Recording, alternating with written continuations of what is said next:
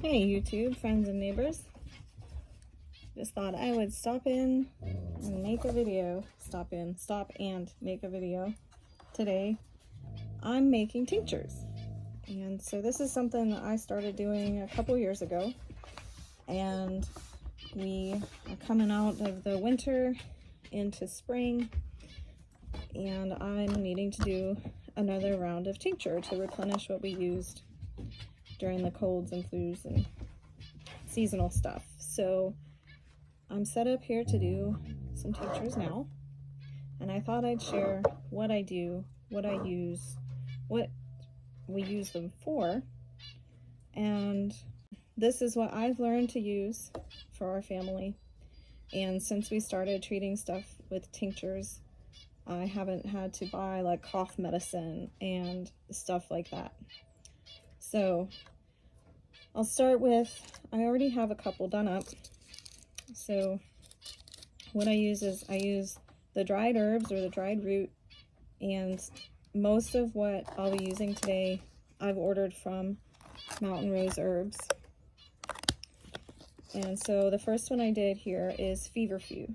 Feverfew has been kind of nicknamed nature's Tylenol, which pretty much sums it up.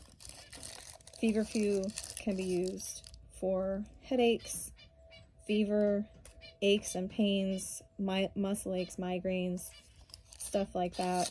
And it's also good topically for toothaches. And I know that for sure because I used it for Ellie about a month or so ago. She had a tooth that was bothering her, which has now come out. So, but we helped it out with some feverfew. Couple drops on a Q-tip on the tooth, and it felt better for her almost right away. So there's feverfew.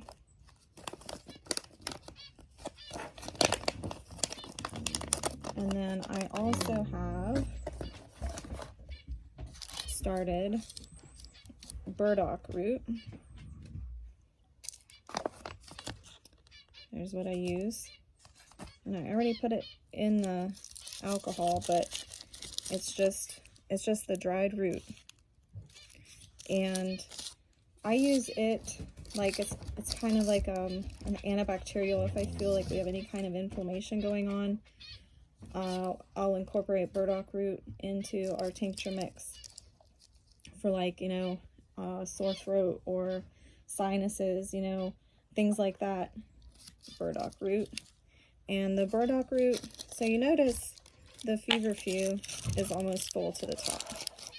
But the burdock root, I've learned from making it the several times I've made it, is it really, really will absorb that alcohol. It'll soak up that liquid. And I usually do the second or third day after starting them. I usually do have to top it off with some of the alcohol. But the burdock root I've learned especially. So I don't fill it as full, so I have room to add more when it soaks all that up. The alcohol I use is just vodka, and I get it in the glass just because I don't like, there's like how many different options for vodka. I just get it in a glass bottle versus plastic. That's just my preference. So just make sure it's 80 proof. There's other alcohols that people use, and I think maybe the original alcohol used for this purpose was like a bourbon, but now kind of the go-to is vodka. So that's what I have here. And I will go ahead and be doing a half pint jar of each one, except for echinacea. I'm going to make a pint jar of the echinacea. So I've showed you the ones that I've started already. So here, this one, I'm doing elderberries. Elderberry is an excellent immune boost. You'll see a lot, on the natural medicine market, the elderberry gummies and the syrups and stuff like that, which are all good. But I make a tincture of the elderberry because it's just so much more concentrated. and it only takes a dropper full in your juice. So I think I showed you that already, but yeah, whole elderberries. And all of these herbs are also organic, so I know there's no funky stuff. I don't have another package of elderberry, but that's okay because the elderberries are kind of like a root. It's okay if it's not all the way full because I'll have to add more. So we're just gonna do till about right there.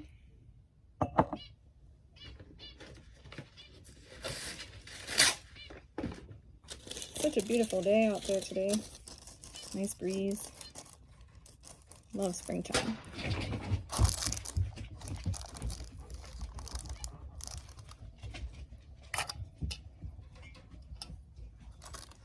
So I used some wax paper, or you can use parchment paper. Either one. I don't have any parchment right now, so I'm using wax paper.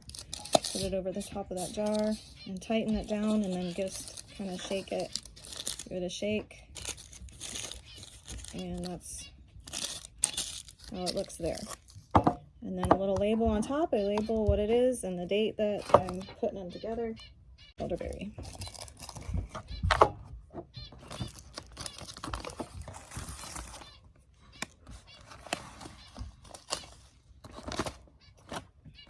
Okay, so next up, I've got mullein. So mullein is something that we definitely would be able to harvest here because we have mullein growing all over. But this is some that I have had. I think I ordered it before we came out here. It's really fluffy. Now this is just the leaf, not the flower. I have flower also, but I use that for other uses, so I don't put them together. It's really, really fluffy.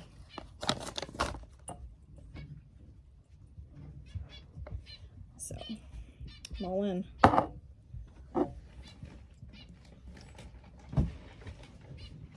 You know, being able to do this just makes me so grateful of this just handful of information that I've learned about natural medicines that are available to us.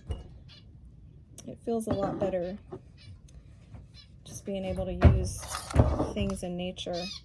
So mullein is, we use it for, it's good for anything respiratory. So any kind of cough, congestion, any kind of cold, stuff like that. I use it for that. Any respiratory stuff, it helps to loosen up the stuff like it can kind of hang out in the chest. I know people that actually, if they have something really bad going on, they'll smoke mullein leaf, like roll it up in like a cigarette and smoke it. And I've heard, I've never tried that. I've never been to a point where I felt I needed to try that. But I've heard that it's pretty harsh, but really effective. So, I don't know. There is the mullein.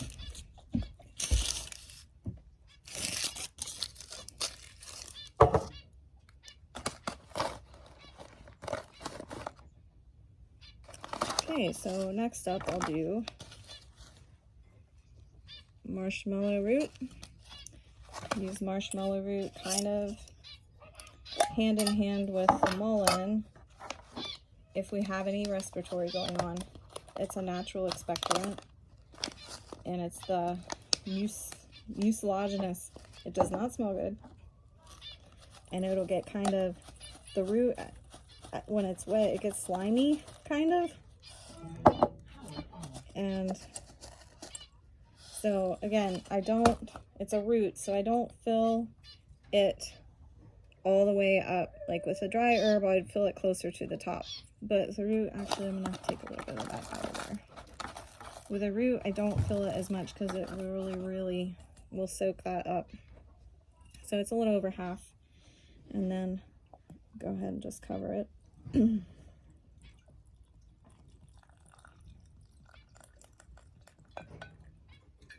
Okay.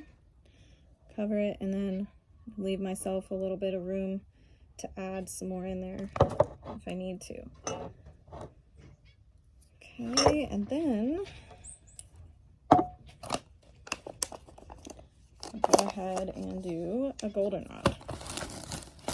So this is goldenrod that I harvested from here last year, leaf and flower. For a tincture, I'll use both, but I'll use more leaf than flower. And the goldenrod, we use it for allergies. Hay fever, seasonal allergies, sneezy stuff. That's what goldenrod goes for around here. Kind of crunch them up a little bit. Some of those leaves are still pretty big. But I found there's a big goldenrod growing on our lane out the way a little bit. And I harvested a bunch of leaf off of that. Okay, so I've got mostly leaf and a little bit of flower there on top.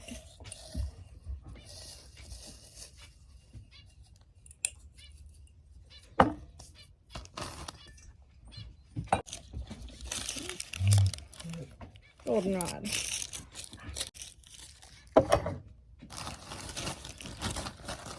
Alright, so the two I have left to do is the nettle and the echinacea.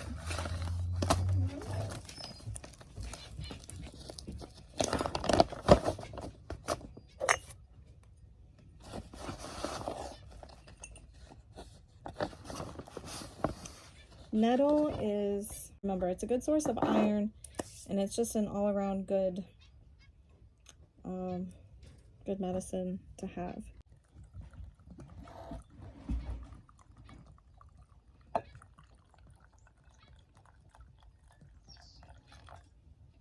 So this nettle,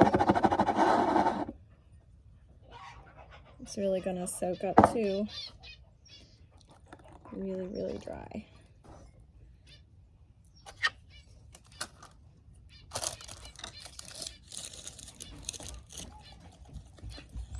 There's the nettle.